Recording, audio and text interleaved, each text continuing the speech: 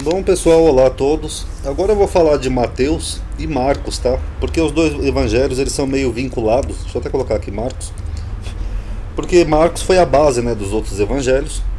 Então não tem como falar de um sem mencionar coisas do outro, entendeu? Então nós vamos falar um pouco agora sobre Mateus e Marcos. Aí termina essa série de analisar os evangelhos. Só que vai ter uma diferença dos outros que eu fiz, como de João e de Lucas. Esse daqui, em vez de ficar lendo capítulo por capítulo e analisando, eu já separei por tópicos. Eu dei uma lida até o capítulo 24 de Mateus, que é o sermão profético. E aí eu já fui separando por tópicos. Que aí evita de ficar toda hora tendo que estar indo, voltando para um assunto que eu já mostrei no outro vídeo. Aí evita isso. E só para deixar claro, esse aqui vai ser mais curtinho que o de Lucas, porque coisas que eu já mostrei em Lucas, ou já comparei lá com Marcos e Mateus, ou na série Análise Crítica, seria bobo ficar mostrando de novo, ficar redundante.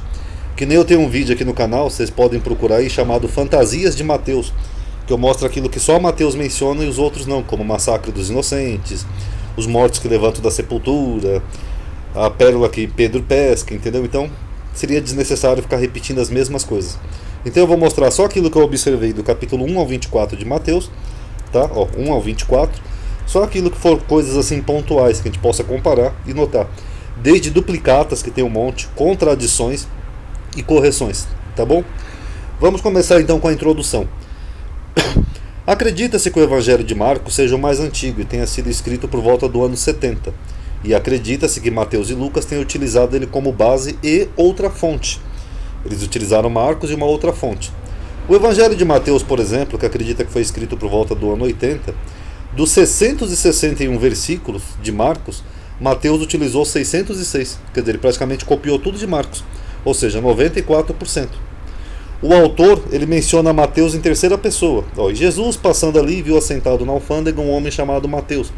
Então, logo, o autor não é Mateus. O evangelho é anônimo e a igreja atribuiu a Mateus. Aqui, ó, a hipótese das fontes fala que Marcos seria o mais antigo e tinha uma outra fonte, chamada fonte Q, que é do alemão, que é Quellen, que é comum. Pode ser uma fonte oral ou escrita, não sabemos, mas Mateus utilizou quase tudo de Marcos e um pouco que ele deve ter pegado de uma outra fonte. E Lucas também. Só que Mateus utilizou mais, que nem vocês veem aqui no gráfico, ó, o roxinho. O roxinho é tudo que Mateus tem em comum com Marcos, tá bom? Acredita-se que Mateus corrige e altera alguns versículos de Marcos. Vamos analisar. Ao contrário de Marcos, Mateus traça uma genealogia de Jesus. Então Marcos não tem genealogia, só Mateus e Lucas. Ligando ele ao rei Davi através de José. O que não faz nenhum sentido, uma vez que o próprio autor diz que Jesus foi gerado pelo Espírito Santo. Então, para que eles fazem uma genealogia enorme, ligando Jesus até José, até Davi por José? O repúdio de José, né, que ele tem lá por Maria, né, pensou em repudiá-la em segredo, parece ter sido tomado da mesma fonte de Lucas, que seria essa aqui, ó, a fonte em comum, a fonte Q que deveria haver no primeiro século. Porque o proto-evangelho de Tiago traz algo parecido. E que nem eu mostrei na série de Lucas, parece que Lucas fez uso também desse evangelho. Aqui, ó. Quando Maria atingiu o 6º mês de gravidez, José retornou de suas obras e ao chegar em casa percebeu que ela estava grávida. Parece aquela sketch do Porta dos Fundos, né? Que ele chega em casa e descobre que ela está grávida de repente. Então bateu no seu próprio rosto e se atirou no chão, sobre uma manta, chorando amargamente. Como me apresentarei ao Senhor? Como orarei por esta menina que recebi virgem do templo do Senhor e que não soube vigiar, porque ele achou que ela tinha traído ele? Acaso o que ocorreu com Adão ocorreu também comigo? Pois enquanto Adão orava, veio a serpente, e vendo Eva sozinha, enganou. Teria o mesmo ocorrido comigo? Então José levantou e chamou Maria e disse: O que fizeste, tu que eras a predileta de Deus? Como tiveste coragem de fazer isso comigo? Esqueceste de Deus? Como manchaste a tua alma, tu que foste criada no Santo dos Santos, né? Viu? Se ela foi criada no Santo dos Santos é porque Maria era da tribo de Levi, tá? Que só os levitas podiam ficar lá. Recebendo o sustento da mão de anjo, ela chorou amargamente e disse: Permaneço pura, pois não conheço o varão. Aí José falou: Então de onde vem o que carrega no teu seio? E ela respondeu: Juro pelo Senhor, meu Deus, que não sei como isso aconteceu. Então José ficou muito preocupado e deixou Maria, pensando o que deveria fazer com ela. E disse para si mesmo: Se eu omito seu erro, eu estarei contra a lei do Senhor. Agora, se eu denuncio ela ao povo de Israel e o que lhe aconteceu foi devido à intervenção de anjos, eu não sei porque anjos aqui no plural, né? Mas enfim, estarei condenando uma inocente à morte. O que farei? Irei mandar embora as escondidas, que nem em Mateus. E logo veio a noite. Mas um anjo do Senhor apareceu em sonho, que nem no Evangelho de Mateus, e disse: Não se preocupe com esta menina. O que ela traz no seu ventre é devido ao Espírito Santo. Ela dará luz a um filho e colocar-lhes-á o nome de Jesus, porque ele salvará o seu povo do pecado. Aí, levantando-se José, glorificou ao Deus de Israel por conceber tamanha graça e continuou com ela. Então essa pode ser que seja a fonte de Mateus, em comum com Lucas. Aí Mateus nos informa que Maria era noiva de José. E nos tempos bíblicos, o noivado tinha as mesmas obrigações de um casamento. Aqui, ó. O nascimento de Jesus Cristo foi assim, que estando Maria, sua mãe, desposada, que é noiva, com José, antes de se ajuntarem, quer dizer que eles não moravam juntos, achou-se ter concebido do Espírito Santo.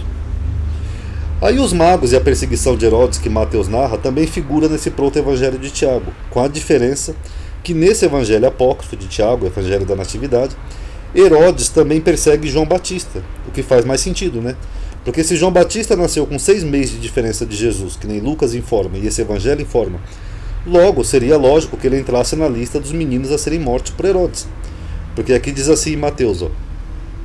Então Herodes, vendo que tinha sido enganado pelos magos, irritou-se e mandou matar todos os meninos, não só Jesus, que havia em Belém, e em todos os seus contornos de 2 anos para baixo. Então se João Batista era primo de Jesus com 6 meses de diferença, por que ele não morreu?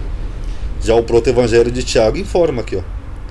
Quando Herodes percebeu que fora enganado pelos magos, encheu-se de fúria e mandou que seus soldados assassinassem todos os meninos com menos de 2 anos, que nem Mateus. Chegando a Maria a notícia da matança das crianças, encheu-se de medo e, envolvendo seu filho em panos, colocou-o numa manjedoura. Quando Isabel, que era a mãe de João Batista, ficou sabendo que também procuravam seu filho João, pegou-o e foi para as montanhas, procurando esconderijo. Como não encontrava nenhum lugar ideal, em soluços orou em voz alta: ó montanha de Deus, recebe em teu seio uma mãe com seu filho. Nesse momento a montanha se abriu para recebê-los. Uma grande luz os acompanhou, pois o anjo do Senhor foi guardá-los. Então isso faz mais sentido do que simplesmente omitir, como se João também não tivesse escapado do massacre dos inocentes. Vocês notaram como, mesmo esses relatos apócrifos ou outras fontes, falam muito de João Batista, em pé de igualdade com Jesus, mas aí na Bíblia parece que ele some? Como se só Jesus fosse especial. Ah, Jesus foi para o Egito, nessa suposta matança de inocente. E João Batista? Eles não tinham 6 meses de diferença? Então, baseado nisso e no que Mateus informa ali também, o que nós percebemos? Primeiro, João Batista também nasceu em Belém, e sua família era de uma tribo de Levi que exercia o sacerdócio lá. Porque aqui, ó, quer ver? Ó? Segundo Mateus, ó, Herodes mandou matar todos os meninos que havia em Belém. Só que aqui nós temos uma outra problemática, né? Porque, primeiro, Belém não é onde ficava o templo, nem o Santo dos Santos. Eu peguei até um mapinha aqui para vocês verem, ó. Ali embaixo está escrito Jerusalém, não sei se dá para vocês verem aí, ó. Ó, Jerusalém, e Belém fica embaixo, aqui é o sul. Então não é a mesma cidade. Então se João Batista e Zacarias, que era o sacerdote, moravam em Belém, era meio estranho ele exercer o sacerdote em Jerusalém, a não ser que ele fosse todo dia e voltasse, né? A distância aqui podia ser pequena, né? Israel não é um lugar tão grande. Mas mesmo assim fica estranho. Segundo, se João Batista nasceu em Belém, porque Zacarias morava lá, exercia o sacerdócio lá, Isabel morava lá também, até o Evangelho de Lucas menciona que Maria foi até Belém, lá na Judéia, para visitar a prima dela. Então, na verdade, quem era descendente do rei Davi ou de Belém, aliás, quem nasceu em Belém foi o próprio João Batista e não Jesus. Dá a impressão que eles ligaram o nascimento de Jesus a Belém. Mas João Batista, sim, já seria o natural ali da cidade, onde os autores achavam que tinha uma profecia messiânica. Mais uma vez nós vemos aquilo, a superioridade de João, que depois foi sendo apagada pelos evangelhos. Segundo, por que Mateus omite a fuga de João Batista? Não era importante? Ou é só para dar importância na história de Jesus? E por que Zacarias e Isabel moravam em Belém? Aqui eu já perguntei, né? E se exercia o sacerdócio em Jerusalém. Então fica estranho isso daí. Deixa eu ver se tem mais alguma coisa aqui. Tem só mais um pedacinho e depois a gente parte para outro vídeo. Mateus omite que Jesus era da Galileia e diz que ele foi para lá para cumprir uma suposta profecia. E chegou, depois que ele voltou do Egito, e habitou numa cidade chamada Nazaré, para cumprir o que foi dito pelos profetas. Então ele diz que ele só foi morar em Nazaré para cumprir o que foi dito pelos profetas. Mateus dá a entender que Jesus foi morar em Cafarnaum, depois que ele saiu de Nazaré e foi para Cafarnaum. Mas Marcos, que é o mais antigo, dá a entender que ele já era de Cafarnaum. Aqui, ó, Marcos 2:1. E alguns dias depois entrou outra vez em Cafarnaum, e soube-se que estava em casa. Então ele morava lá. Mas Mateus diz que não, ele diz que ele deixou Nazaré, que ele foi para Nazaré só para cumprir uma profecia que nem existe. Okay, ele será chamado Nazareno, isso aqui não existe no Velho Testamento. E foi habitar em Cafarnaum. É porque, na verdade, pessoal, Marcos só menciona Nazaré uma única vez em um local, como local, no versículo duvidoso. Porque, na verdade, Marcos usava a expressão Jesus Nazareno, e não de Nazaré. O mais provável é que Mateus e Lucas, por não conhecer a região e o lugar, pensavam que Nazaré era uma localidade, tá bom? E isso também é mais uma evidência de que o autor desse evangelho não é o Mateus mencionado aqui, ó, o homem da alfândega, porque ele não conhecia a geografia do lugar. Ele confundiu Nazareno com de Nazaré, esse aqui. Tá bom, pessoal? Então aqui é a introdução a Mateus. Agora a gente vai ver algumas comparações e mais pra frente vai ter mais coisa interessante.